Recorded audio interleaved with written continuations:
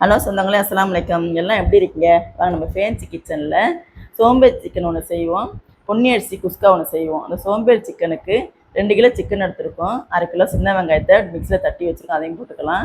ஒரு 1/4 கிலோ தக்காளி எடுத்து போட்டுக்கலாம். 50 கிராம் இஞ்சி பூண்டு பேஸ்ட்டு போட்டுக்கலாம். மஞ்சத்தூள் 1 ஸ்பூனு, மல்லித்தூள் 50 கிராமு, மிளகாத்தூள் 50 கிராமு, நம்ம மட்டன் மசாலா அதையும் போட்டுக்குவோம். சிக்கன் கிரேவிக்கு மட்டன் மசாலா தான் போட்டிருக்கோம், அதையும் போட்டுக்குவோம். எல்லாம் போட்டு ஒன்றா மிக்ஸ் பண்ணி விடுவோம்.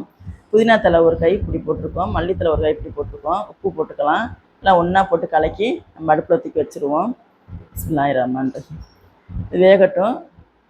நல்லா வெந்து தண்ணி வற்றும். தண்ணி ஊற்றணும்னு தேவையில்லை, இதில் கறியில் இருக்க தண்ணியே போதும்.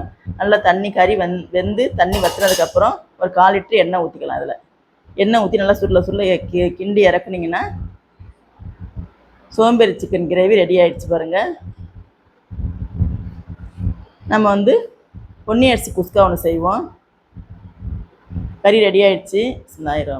அடுப்பு பற்ற வச்சு சட்டி வச்சுக்குவோம். 1/4 லிட்டர் எண்ணெய் ஊற்றிக்கலாம். பட்டை கிராம் மிளகாய் போட்டு தாளிச்சிக்கலாம். 100 கிராம் பெரிய வெங்காயத்தை நீல வாக்கில் எடுத்து வச்சுருக்கோம், அதையும் போட்டு நல்லா வதக்கிக்கலாம். தக்காளி 100 கிராம் வச்சுருக்கோம், அதையும் போட்டு வதக்கலாம். இது ரெண்டும் செவக்கணும்னு தேவையில்லை. 10 பச்சை மிளகாய் போட்டுக்குவோம், வதங்கினா போதும். ஒரு கைப்பிடி அளவு மல்லித்தலை, ஒரு கைப்பிடி அளவு புதினா தலை போட்டுக்குவோம். 100 கிராம் இஞ்சி பூண்டு பேஸ்ட்டு போட்டுக்கலாம். நம்ம சாப்பாடு 2 படி ஆக்குறோம். பொன்னி அரிசி சாப்பாடு 2 படி ஆக்குறோம். தண்ணி அதே மாதிரி 4 படி தண்ணி ஊற்றிக்கலாம்.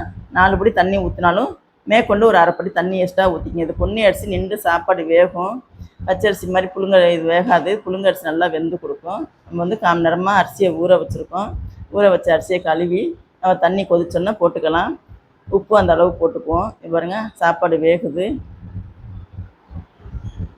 பொன்னி அரிசிலாம் நின்று வேகும். ஜீரக சம்பா அரிசி, பாஸ்மதி அரிசி மாதிரி உடனே வெந்துடாது. அதனால் தண்ணி எக்ஸ்ட்ரா ஊற்றிக்க சொல்கிறேன், அதே மாதிரி ஊற்றிக்கங்க. சோறு ரெடி ஆகிடுச்சு. தண்ணி கொஞ்சம் இருக்கையிலேயே தம்மில் விட்டுக்கலாம். தண்ணி கொஞ்சம் இருக்குது, நம்ம தம்மில் விட்டுக்குவோம். அடுப்பை சிம்மில் வச்சு ஒரு 10 நிமிஷம் குக்கரை தூக்கி மேலே வச்சுருக்கோம். தால்ச்சா குக்கரை. ரெடி ஆகிடுச்சு சாப்பாடு. பாருங்கள், சூப்பராக உதிரியாக எப்படி இருக்குது பாருங்கள். பொன்னி அரிசி சாப்பாடு குஸ்கா.